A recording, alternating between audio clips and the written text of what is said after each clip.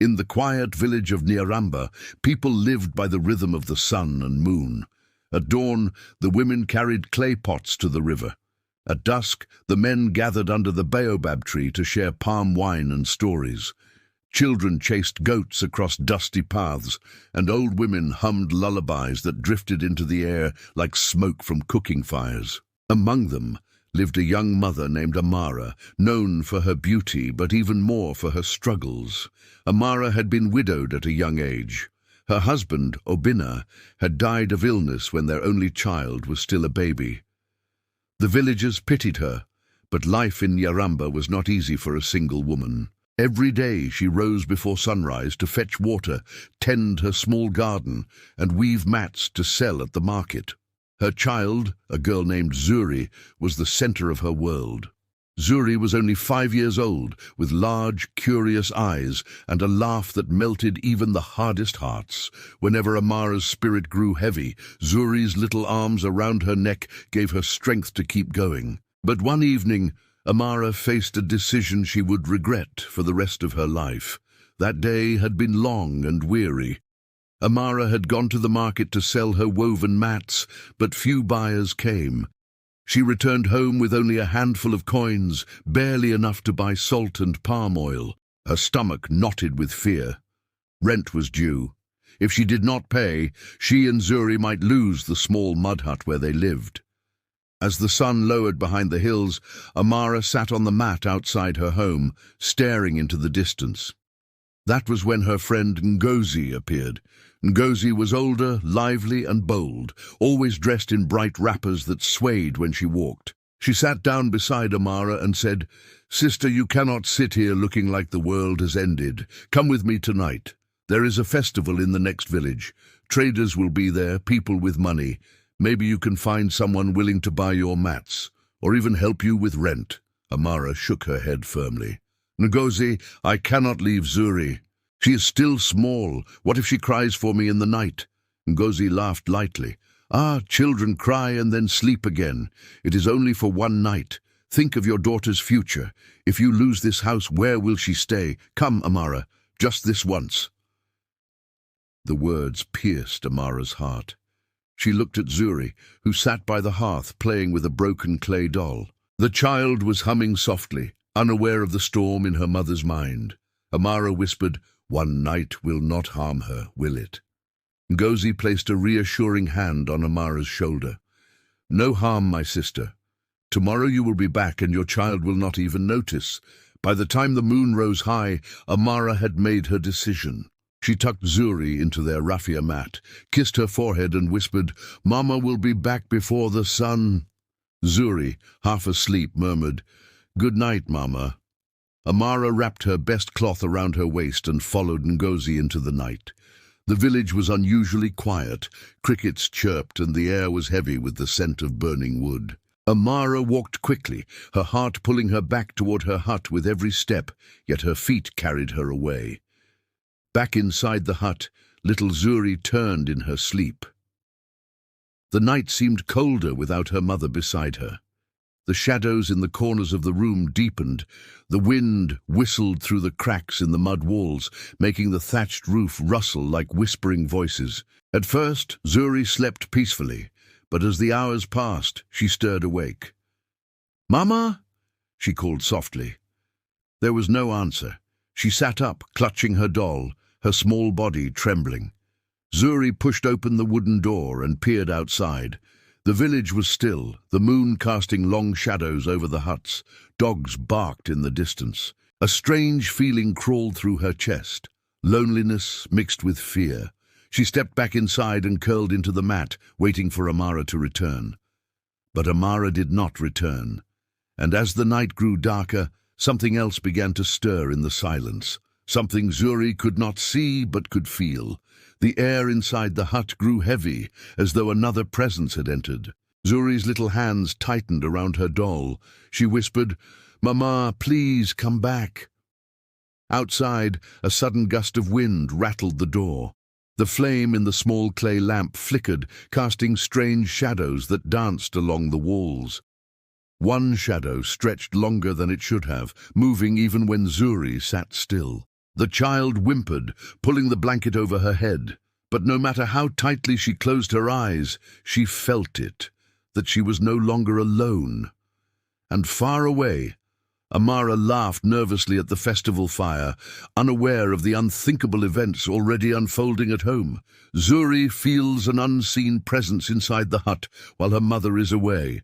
Inside the small mud hut of Amara, the night seemed longer than ever. Zuri, the little girl, clutched her broken clay doll as if it could protect her. Her mother's word still echoed in her ears. "Mama will be back before the sun." But the hut was empty, and Zuri's heart told her something was wrong. The lamp flame flickered wildly. The shadows stretched and bent along the cracked walls. Zuri pressed her face into the woven blanket, whispering to herself, "It's nothing. Mama will come. Mama always comes." But then she heard it, a sound like soft breathing, slow, heavy, not her own. Zuri froze. Her eyes widened. She wanted to cry, but no sound came out. She sat up, trembling, her small fingers gripping her doll, until it almost snapped. The breathing grew louder, as though something stood right beside her mat. Yet when she looked, the corner was empty. Only darkness. The wind howled outside, rattling the wooden door. The roof straw whispered like hushed voices.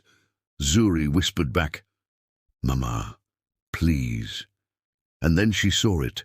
A tall shadow, darker than the rest, slid across the wall. It moved, though nothing in the room had moved. It grew taller, then shrank, then stretched again like something searching, reaching. Zuri whimpered, "Who's there?" The shadow froze. Then, slowly, it leaned toward her. In her fright, Zuri scrambled off the mat and dashed to the door. She pulled it open and stepped outside into the moonlight. Her bare feet met the cold earth. The night air wrapped around her, colder than she had ever felt. She turned back toward the hut. The shadow inside had vanished, but she still felt watched. The village was eerily silent. Huts lined the narrow paths like sleeping guards. Chickens huddled in their coops. Even the dogs that often barked at the moon were quiet now. Only the wind sighed through the banana trees. Zuri wanted to run to her neighbor, old Mama Kosi, who lived 3 huts away. Mama Kosi was kind, often giving Zuri roasted maize when Amara had nothing to feed her. But Zuri's legs would not move. She stood frozen at the doorway, staring at her hut, torn between running and waiting. Then she heard it again, breathing. But this time, it was outside, close, too close. Zuri backed away slowly. "Mama," she whispered, though she knew her mother was far. The answer was only the wind. Suddenly, from the shadows between the huts, a tall figure stepped forward. It was cloaked in darkness, its face hidden. Zuri's breath caught in her throat. The figure did not walk like a villager. Its steps were too slow, too heavy, too silent. Zuri gripped her doll to her chest. She wanted to scream, but her voice was locked inside. The figure stopped a few feet away, tilting its head as though studying her. The child's eyes filled with tears. She whispered, "Mama, come back." The figure raised one long arm and pointed toward the hut. Its finger, dark and thin, directed her back inside. Zuri shook her head furiously. She took one shaky step backward. The figure did not move closer. It only stood, pointing. Then, just as suddenly as it had appeared, it melted back into the shadows between the huts and was gone. Zuri's heart hammered in her chest. She could no longer hold back. Her legs gave way, and she fell onto the ground, crying silently into her doll. But even through her tears, she knew she had to move. If she stayed outside, anything could find her. With trembling steps, Zuri crept back into the hut and shut the door. She crawled into the corner, clutching her doll, and rocked herself back and forth. Her little body shook until exhaustion pulled her into a restless sleep. Meanwhile, far in the next village, Amara was surrounded by drums, laughter, and firelight. She danced with her friend Ngozi, trying to push away thoughts of her child. At moments, guilt tugged at her heart. But Ngozi kept saying, "Enjoy, sister, enjoy. Tomorrow your problems will look smaller." But even as Amara forced a smile, she felt an unexplainable chill, as though someone far away was calling her name. Back in Nyaramba, Zuri stirred in her sleep. The hut was quiet, the shadows still. But outside, the tall figure lingered in the darkness, waiting. And the night was not over. Zuri encounters a mysterious figure that seems to be watching her, pointing her back into the hut, then vanishing. The village of Ukara, where Amara and Ngozi had gone for the festival, was alive with music. Drums pounded in quick rhythms, flutes shrieked, and young men leaped into the air with painted faces, while women clapped and sang. Fires lit up the night, throwing sparks into the sky. Amara tried to join in the joy, but her smile was thin. Every beat of the drum reminded her of the beating in her chest. Every burst of laughter from strangers sounded far away. She pictured Zuri, her daughter, sleeping alone in the hut back in Nyaramba. Would Zuri wake up frightened? Would she cry for her mother? "Why do you look like a widow at her own wedding?" Ngozi teased, shaking her head. She pushed a calabash of palm wine into Amara's hand. "Drink, sister. Tonight is for dancing, not worrying." Amara lifted the calabash, but the sweet liquid tasted bitter on her tongue. She set it down. "Ngozi, my heart is not settled. I keep thinking of Zuri. Maybe I should go back." Ngozi rolled her eyes and tugged her arm. "Do you see the men around you? Traders with heavy purses. A chance like this comes once in a season. Stay. Tomorrow you will thank me." But even as Ngozi spoke, an old woman shuffled toward Amara. Her back was bent, and her face was hidden beneath a wide cloth. She stopped close, her voice low and raspy. "Child," the old woman said, "why do you dance when your house stands open to the night?" Amara froze. "What do you mean, Mama?" The old woman lifted her head slightly, and Amara caught the glimmer of sharp eyes beneath the cloth. "Your child is alone. The night does not forgive loneliness. Go back before it is too late." Amara's heart jumped into her throat. She grabbed the woman's wrist. "What do you know of my child? Tell me." But before the woman could answer, a crowd of dancers surged between them. By the time Amara looked again, the old woman had vanished into the festival throng. Amara's skin prickled. Her breathing quickened. "Ngozi," she whispered, "I cannot stay. Something is wrong." Ngozi sighed in frustration. "You are letting old women's words poison your ears. Nothing will happen to your child in one night." But Amara could not shake the fear pressing down on her chest. The festival lights, the laughter, the songs, they all felt distant now, as if the world was trying to distract her while something dark stirred behind her. Meanwhile, in Nyaramba, the moon had sunk lower, and Zuri stirred awake once more. Her small body was stiff from sleeping, curled in the corner. She blinked into the shadows, half expecting the tall figure to stand waiting, but the hut was empty, silent. Then she heard it, whispering. At first it sounded like the wind slipping through the cracks of the wall, but soon it grew clearer, more like voices. Many voices. They rose and fell together as if singing a song too soft for human ears. Zuri's little hands trembled as she clutched her doll. She crawled to the door, pressing her ear against it. The voices came from outside. She could not understand the words, but the tone was strange, neither friendly nor angry, but calling. She dared to open the door a crack. The village path stretched before her, bathed in moonlight. At first it looked empty, but then she saw them, shapes moving slowly between the huts. Not one, not two, but many. Their bodies seemed like shadows, darker than the night around them. Zuri gasped softly, shutting the door quickly. Her heart raced so hard she thought it might burst. She pressed her back against the wall, whispering to herself, "Mama will come. Mama will come." The whispers outside grew louder, circling the hut. Back at the festival, Amara tried to calm herself. Maybe it was only guilt twisting her mind. She forced herself to clap along with the music, to sway her hips as the dancers did. but her eyes kept scanning the crowd, searching for the old woman who had spoken to her. Then out of the corner of her eye, she saw something that made her blood run cold. In the firelight among the laughing villagers stood a tall figure cloaked in darkness. It did not dance, it did not sing, it only watched her. Amara blinked. The figure was gone.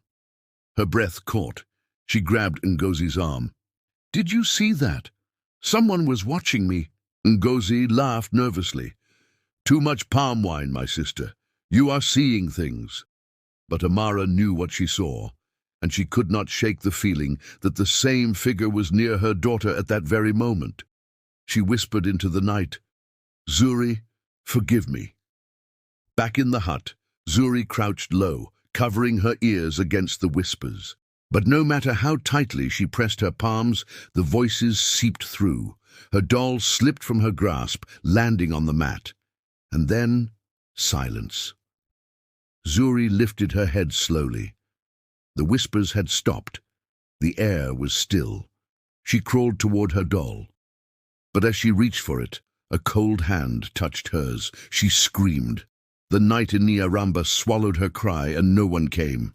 Zuri feels a cold hand touch hers inside the hut, while Amara sees the shadowy figure at the festival. The scream of little Zuri faded quickly into the silence of Nyaramba village. She yanked her hand back and stumbled into the corner of the hut, pressing her back against the wall. Her chest rose and fell in sharp breaths, her eyes wide with terror. The doll lay on the mat where she had dropped it, but it no longer looked the same. Its clay face seemed to have cracked slightly, a thin line running down the side. Zuri rubbed her eyes, thinking she imagined it, but the crack remained. The air around her felt heavy, thick, almost too hard to breathe. She whispered shakily, "Mama, please come back.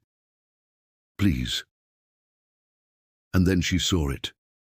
From the darkness of the mat where the doll rested, a shape began to rise. Slowly, like smoke curling upward, it stretched into a tall figure. Its body was nothing but shadow, its edges shifting like mist. But its hand, the hand that had touched hers, was solid, pale, and cold as death. Zuri covered her mouth with both hands to keep from screaming again. The shadow bent down, as if studying her. Its face had no features, only emptiness where eyes should have been. Who are you?" Zuri whispered. The shadow tilted its head. Then, in a voice that sounded like many voices speaking at once, it answered, "We wait, we watch. She left, so we came." Zuri shook her head, tears streaming down her cheeks.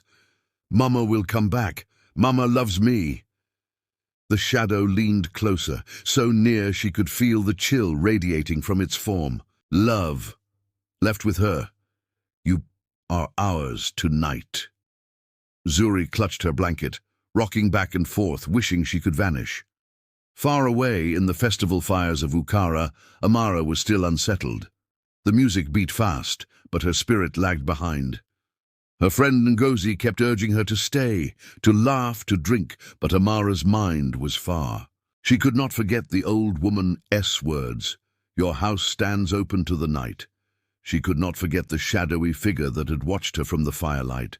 Finally, she pulled Ngozi aside. "I am leaving. My spirit is not at peace. Something is wrong with Zuri." Ngozi groaned. "Amara, you will embarrass yourself. The child is safe. Why spoil this night?" Amara's eyes hardened. "Let me be a fool then, but I cannot stay." Before Ngozi could protest again, Amara lifted her cloth and began the long walk back toward Nyaramba. Each step felt heavy, as though unseen hands were pulling her backward. She whispered to herself, "Zuri, hold on. Mama is coming." Back in the hut, Zuri had curled into the smallest ball she could make, her face buried in her knees. The shadow did not move closer, but it also did not leave. It stood by the mat, swaying slightly, its faceless head turning as though listening to something unseen. Then it began to hum. The sound was low, almost like a lullaby, but twisted, broken. Zuri felt her eyelids grow heavy even as fear raced through her veins. She shook her head, whispering, "No, no, no." But the humming grew louder, filling the hut like thick smoke. Her head drooped, and her small body sagged against the wall. She was slipping into sleep, a sleep she felt she might never wake from. Suddenly, a sharp knock rattled the door. The humming stopped. The shadow froze. Another knock, louder this time. Zuri's eyes snapped open, and hope surged in her chest. "Mama," she cried, but the voice that answered was not her mother's. "Child," the voice croaked, deep and rough. "Open the door." Zuri shook her head violently, clutching her blanket tighter. "No, go away." The knock came again, shaking the weak wooden frame. "Open!" the voice insisted. Zuri's tears fell fast. She cried out, "Mama! Mama!" The shadow by the mat slowly turned its faceless head toward the door. It seemed to smile without a mouth. Then, without a sound, it melted back into the ground, disappearing into the cracks of the floor. Zuri sat trembling in silence, listening. The knock came one last time. Then, nothing. On the road back to Nyaramba, Amara stumbled as a sudden cold wind brushed past her, though the night was clear. Her heart clenched, and she quickened her pace. The narrow path twisted between trees, the moon her only light. Every sound, the rustling of leaves, the hoot of an owl, made her jump. At one point she thought she heard her daughter's voice carried on the wind. "Mama! Mama!" She stopped, her breath frozen, and whispered, "Zuri!" But the night only answered with silence. Her feet moved faster, almost running now. She ignored the stones cutting her soles, ignored the branches scratching her arms. Her only thought was reaching her child, before it was too late. Inside the hut, Zuri sat awake, her eyes fixed on the door. She did not dare sleep. She did not dare move. Then from under the mat she heard it, the sound of breathing, slow, heavy, the same as before. Zuri clutched her doll, whispering through tears, "Please, Mama, come back, please." The breathing grew louder, filling the hut, and the night stretched on. Amara rushes back home after sensing Zuri's cry, while the shadow returns under the mat, waiting. The moon hung like a pale bowl in the sky, as Amara stumbled into Nyaramba village. Her chest burned from the long walk, but her heart beat faster than her legs. She hurried through the silent compound, past huts where smoke no longer rose, past fences where goats slept in heaps. When she reached her own hut, her worst fear slammed into her chest. The door was closed, but the small reed curtain that usually hung loosely was gone. The night air carried no sound of her daughter's giggles, no hum of sleep, no breath at all. She whispered, almost too scared to hear her own voice, "Zuri." No answer. She dropped her wrapper and rushed to the door. But when she tried to push it open, it would not move. She shoved harder, her palms sweaty, her breath quick and shallow. Still, the door resisted. It was as if something heavy was pressing it shut from the inside. "Mama is here, Zuri. Open for me, child," Amara cried, her voice breaking. From inside came a sound, not the quick patter of little feet, not the soft voice of her daughter, but a slow dragging like something being pulled across the floor. Amara froze. Her skin prickled. Then she heard it, a whisper.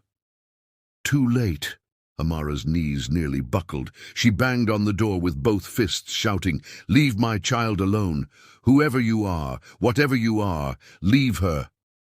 The dragging sound stopped. Silence swallowed the hut. Then faintly a child's voice, "Mama!"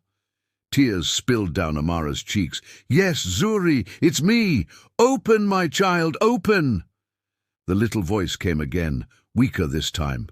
"Mama, I'm scared!" Amara pushed and pushed, her shoulder bruising against the wooden planks. Finally, with one desperate shove, the door creaked open just enough for her to slip inside. The hut was darker than night itself. The firewood in the corner had died hours ago. The air was cold, heavy. Amara stepped in slowly, her eyes searching. "Zuri," she whispered. In the corner she saw her child curled up, clutching her little clay doll. The girl's eyes were open, glistening with tears. Amara rushed to her, dropped to her knees, and gathered the child into her arms. Zuri clung tightly to her, shaking. "Mama, you came back," Zuri sobbed into Amara's chest. "Yes, my little one. I'm here now. Forgive me for leaving you." But even as she held her daughter, Amara felt something wrong. Zuri's body was ice-cold, as though she had been lying outside under the dew. Then Amara noticed it. The doll. It no longer looked the same. The crack on its face had deepened, running from the forehead down to the cheek, and from that crack something like black dust leaked slowly, staining Zuri's dress.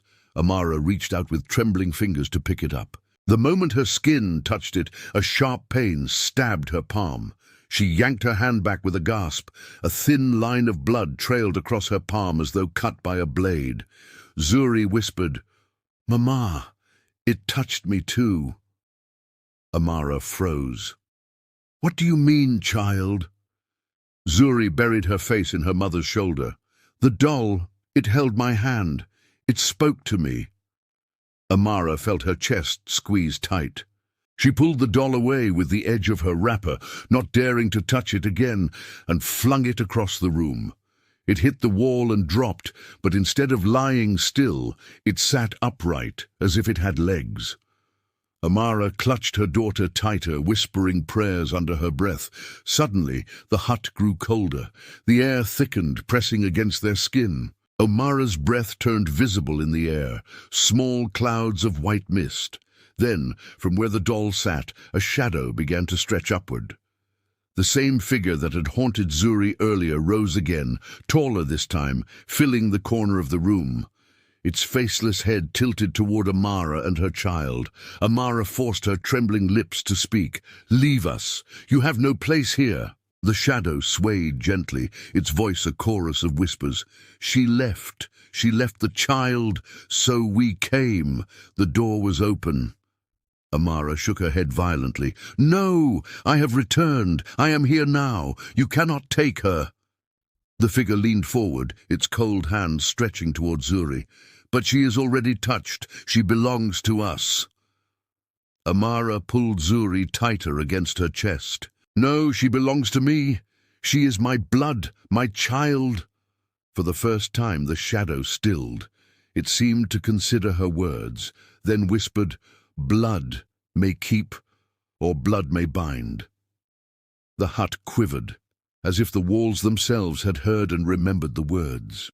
Amara, terrified but defiant, cried out, "Then let my blood speak for her. If it is blood you seek, take mine, not hers." The shadow drew back slightly. The air throbbed with silence.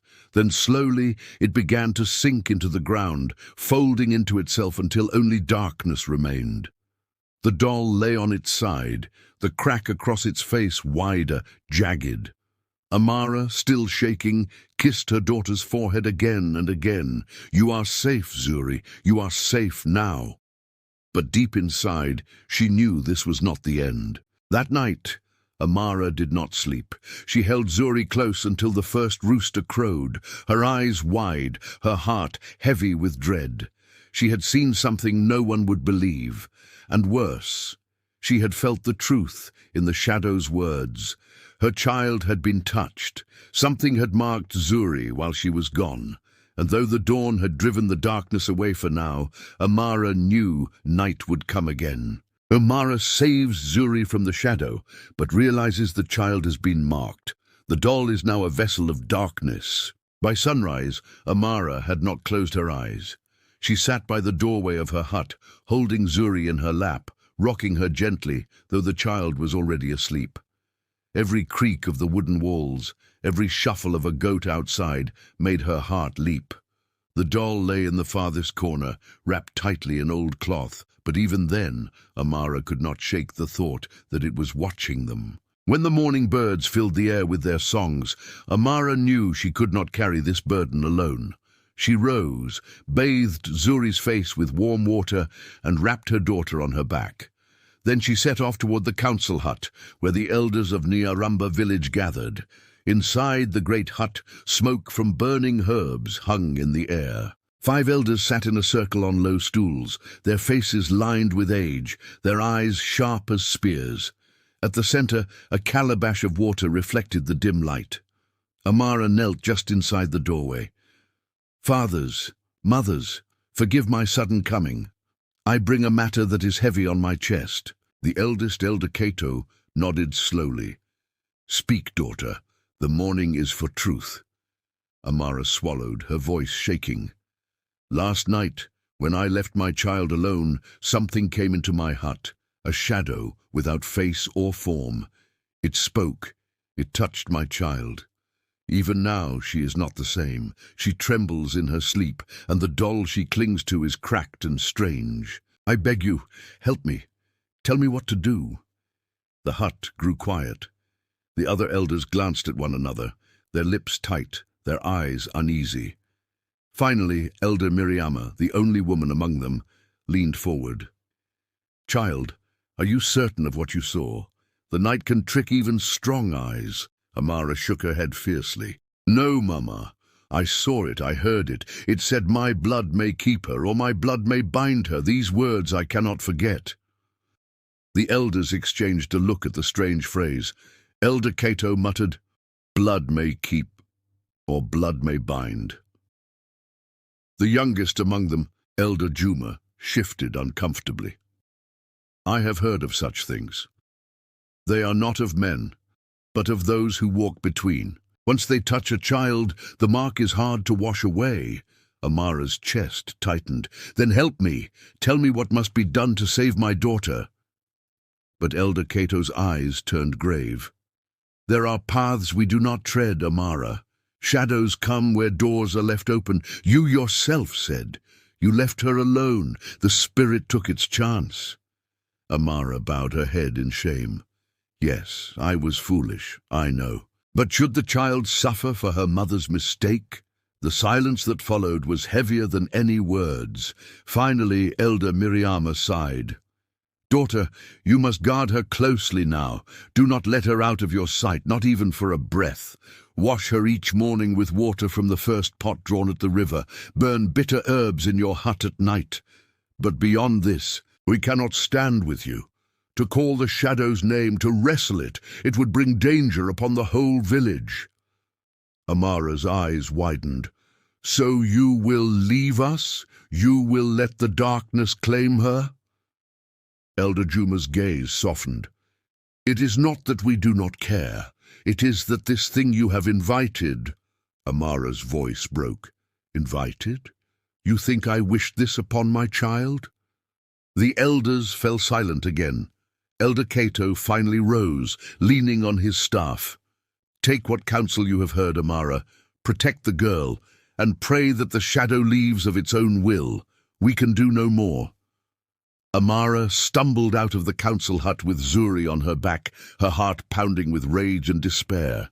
Her own people, her own elders, those she had trusted for wisdom, had turned their faces away. They had given her only herbs and water, and the rest they had left on her shoulders. She walked slowly through the village, past neighbors who greeted her with smiles that quickly faded when they saw her pale face and trembling child. Whispers followed her, soft at first, then sharper. "That is the woman who left her child at night. Her daughter is touched. Did you see the way the child stares? Keep your little ones away. Shadows move where guilt lives." Amara felt each word like a thorn in her flesh. She clutched Zuri tighter, whispering into her daughter's ear, "Do not listen, my child. You are mine, and I will not let them take you." That night, Amara did as the elders had said. She fetched water at dawn and washed Zuri carefully. She burned herbs until the hut was thick with smoke. But when the child slept, Amara saw her lips moving as though speaking to someone. She bent low and heard Zuri whispering, "Don't take Mama, take me. I am not afraid." Amara's breath caught. She shook the child awake, tears filling her eyes. "No, Zuri, you must not say such things." But Zuri only blinked at her, drowsy, and murmured, "Mama, the shadow says it will come again. It says the night belongs to it, not to us." Amara rocked her fiercely, whispering prayers, her body trembling. She knew now the elder's herbs and water would never be enough. If she wanted to save her child, she would have to walk a path no mother in the village had ever walked before. The elders refused to truly help. Amara is left alone, while Zuri grows more connected to the shadow. For 3 nights, Amara did all the elders had told her. She fetched the first pot of river water, bathed Zuri at dawn, burned herbs until her eyes stung and her throat grew sore. But nothing changed. Each night, the little girl whispered in her sleep. Sometimes her lips curved, as though answering a voice only she could hear. Other times she cried softly, reaching for something in the darkness. On the 4th morning, when Amara lifted her daughter's dress to wash her, she froze. Across Zuri's wrist was a faint black mark, thin as a line of charcoal, circling like a bracelet. Amara's heart dropped. She knew then what the elders had not dared to say. The shadow had not only touched her child, it had claimed her. That same day, Amara made a choice. If the elders of Nyaramba would not stand with her, she would seek help where others feared to look. There was one person in the land who knew the ways of spirits better than anyone else. Nyasha, the outcast healer who lived by the river. The people of the village spoke of Nyasha in hushed tones. Some called her a witch, others said she was cursed. Long ago, she had spoken truths that cut too deep, and the elders had driven her away. Yet even those who mocked her still tied charms from her old teachings around their children's wrists. Amara had never dared go to her before, but now, with her daughter fading, she had no choice. She rose before dawn, tied Zuri to her back, and wrapped herself in a thick shawl. The village was still asleep when she slipped away, following the narrow path that led to the river's edge. The morning mist clung to her skin as she walked. The air smelled of wet earth and reeds. Birds stirred in the branches overhead, but their songs sounded distant, muffled. When she reached the river, she saw it at once, the crooked hut leaning against a giant fig tree, its roof patched with banana leaves, smoke curling faintly from its chimney. Amara's knees weakened, but she forced herself forward. She knocked once, twice. "Come in, Amara," a voice called before she had even spoken her name. Her breath caught. She pushed open the door. Inside, the hut was dim, but not like her own. This darkness seemed alive, shifting with the flicker of a single clay lamp. The air smelled of roots and ash. Bundles of dried herbs hung from the rafters, and carved gourds lined the shelves. At the far end sat Nyasha, a tall, slender woman with skin wrinkled like folded cloth, eyes bright as burning coals. She wore a necklace of cowrie shells that clicked softly as she moved. Amara bowed low. "Mother, forgive me for entering uninvited." Nyasha tilted her head. When a mother carries a child on her back at this hour, it is never for greetings. "Speak, daughter of Nyaramba." Amara's voice broke as she told everything. The night she left Zuri, the shadow in the hut, the doll that cracked, the whispers, the elder's refusal. She even showed Nyasha the faint black mark around Zuri's wrist. Nyasha leaned forward, her gaze sharp. The shadow has claimed her indeed, but it is not just any shadow. Tell me, did it speak of blood? Amara's chest tightened. Yes, it said, blood may keep or blood may bind. Nyasha nodded slowly. I thought so. This is no wandering spirit. It is an Akuma. Amara whispered the name, trembling. What is that? Nyasha's eyes did not leave her. An Akuma is an old hunger. It waits for openings. A broken promise, an abandoned child, a forgotten ritual. When the door is left open, it steps in, and once it marks a child, it does not let go easily. Amara's tears spilled over. Then what can I do? Tell me, mother, I will do anything. Take my blood if it must be so. Just save my child." Nyasha's lips pressed tight. For a long while she said nothing.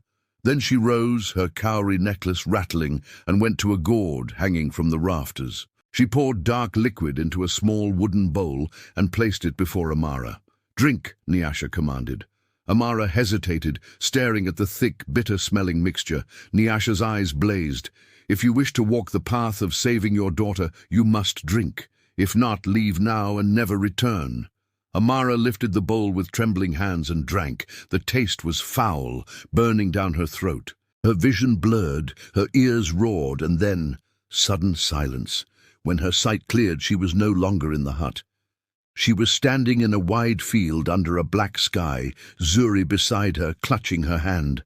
Ahead of them stood the faceless shadow. The doll lay at its feet, the crack on its face glowing faintly. The shadow raised its hand and whispered, "Too late." Amara pulled Zuri behind her, shouting, "You will not take her. She is mine." The shadow tilted its head. "Blood may keep, or blood may bind." And then, just as it reached toward Zuri, Amara heard Nyasha's voice echo in the dark.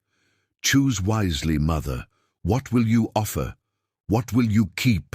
Amara gasped and woke back in the hut, sweat pouring down her face, her hands trembling. Nyasha was watching her closely. "Now you see. The Ekuma will not leave until it is given what it seeks. Blood. Either yours or hers." Amara's breath came in shallow gasps. She looked down at Zuri, who slept peacefully against her shoulder, the black mark darker now, almost like a burned ring. She whispered, "Then let it take mine. Let it take me." Nyasha shook her head. "It is never that simple. To offer blood is to bind. If you do not tread carefully, your sacrifice will chain both of you forever." Amara's tears fell freely. "Then tell me, mother, what must I do?" Nyasha leaned closer, her eyes burning like fire. "You must walk the river path at night. There you will meet what others fear to name. If your spirit is strong, you may break the bond. But if you falter, both you and your child will be lost." Amara held Zuri tighter, her voice steady despite her fear. "Then I will walk the river path. Whatever it takes, I will save her." Nyasha nodded, her face grave. "So be it. Prepare your heart, Amara. The night will test more than your courage. It will test your soul." Amara learns the truth about the Ekuma. To save Zuri, she must walk the dangerous river path at night, a journey that could cost both their lives. When dusk settled over Nyaramba village, Amara sat by the riverbank with Zuri asleep in her arms. Her heart pounded against her ribs, louder than the frogs croaking in the reeds. Nyasha had warned her, "The river path is not a road of feet, but of spirit. You will walk where others cannot. If you stumble, you will not wake again." Amara gazed at her daughter's face, small, delicate, peaceful. The black mark around her wrist looked darker in the fading light, like a chain drawn by invisible hands. She whispered, "Sleep well, my little one. Your mother will return for you." Nyasha approached quietly. Carrying a small clay pot filled with river water, she placed it before Amara. "Drink. Let the river open its door." Amara obeyed. The water was cold, sharper than ice, biting her throat as she swallowed. Her eyelids grew heavy. The world tilted. The river's murmurs deepened, like a voice calling her name. Then everything went dark. Amara opened her eyes and found herself standing again.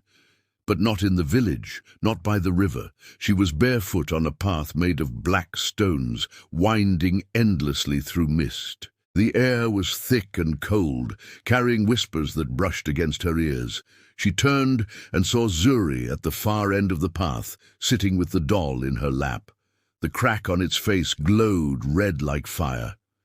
"Zuri!" Amara cried, running toward her, but each step she took seemed to stretch the path longer. The distance between them did not close.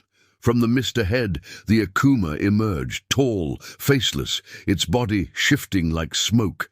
It stretched out its long arms, and the whispers grew louder, chanting, "Blood may keep, or blood may bind." Amara stopped, panting, trembling, but she lifted her chin. "I will not give her to you. Take me instead." The Akuma tilted its head. "You left her. You opened the door. She is already mine." Amara's knees weakened, but she cried out, "I may have left her, but I came back. I am her mother, and she is my child. Nothing can change that." The Akuma began to circle her, its shadow brushing against her skin like cold wind. As it moved, the mist shifted, showing visions all around. In one vision, Amara saw herself laughing with friends at the feast, while Zuri lay alone in the hut, afraid. In another, she saw her neighbors whispering about her. "She is careless. She does not deserve that child." Her heart ached. The shame burned deeper than fire. Then came the worst vision of all. Zuri, older, standing by the river, her eyes dark, her wrist bound by black chains. The doll sat at her feet, and she whispered, "Mama never came back for me." Amara fell to her knees, covering her face with her hands. "No, that is not the truth. I came back. I will always come back." The Akuma's whispers swirled around her, tightening like ropes. "Blood may keep, or blood may bind." Amara lifted her tear-streaked face, her voice breaking but fierce. "Then let my blood keep her. Let it wash away the mark." She drew her palm across the sharp edge of a black stone on the path. Pain seared through her hand, and blood dripped onto the stones, glowing red in the mist. The ground trembled. The whispers stopped. The Akuma froze, its faceless head tilting as though listening. Amara staggered forward, holding her bleeding hand high. "This is my blood. It carries her name, her breath, her life. If blood must keep, let mine keep her safe." For a long moment, nothing moved. Then the doll in Zuri's lap cracked again, a deep fracture running through its middle. The glow inside dimmed. The Akuma let out a low, shuddering sound, a groan, a hiss, a sigh all at once. Slowly, it sank into the ground, folding into the mist, leaving only silence. Amara rushed forward, and this time the distance closed. She fell to her knees, pulling Zuri into her arms. The child stirred, blinking, and whispered, "Mama." "Yes, my little one," Amara sobbed, holding her tightly. "I am here. I will always be here." The mist thinned. The black path faded. And Amara awoke on the riverbank, gasping for breath, her palm still bleeding. Zuri lay asleep beside her, the black mark on her wrist now faint, like ash washed away by rain. Nyasha sat nearby, her face grave but calm. "You walked the river path and returned. Few do. The Akuma has been weakened, but its hunger is not gone. It may return if you falter." Amara kissed her daughter's forehead, tears still flowing. "Then I will never falter again. I will guard her with my life." Nyasha studied her silently, then nodded. "Remember, your blood has spoken. If you keep your vow, the child will be safe. But if you ever turn away again, the Akuma will come with chains stronger than before." Amara shivered but lifted her chin. "I will not turn away, not ever again." That night, back in her hut, Amara laid Zuri on a mat close to her own. The doll, cracked and broken, she carried to the river and cast far into its depths. She stood there for a long time, watching as the current swallowed it. And for the first time since that dreadful night she had left her daughter, Amara felt something stir in her chest. Not fear, not despair, but a fragile spark of hope. Amara weakens the Akuma through the river path ritual, but Nyasha warns it may return if she ever falters again. The doll is gone, but the shadow's hunger lingers. Amara's sacrifice reminds us how powerful a mother's love can be. If you are moved by this story, don't forget to like, share, and subscribe for more unforgettable African folk tales that touch the soul. What do you think? Was Amara foolish for her first mistake, or heroic for her final choice? Tell me in the comments below. I'd love to hear your thoughts. Thanks for watching. Let's meet again in next story.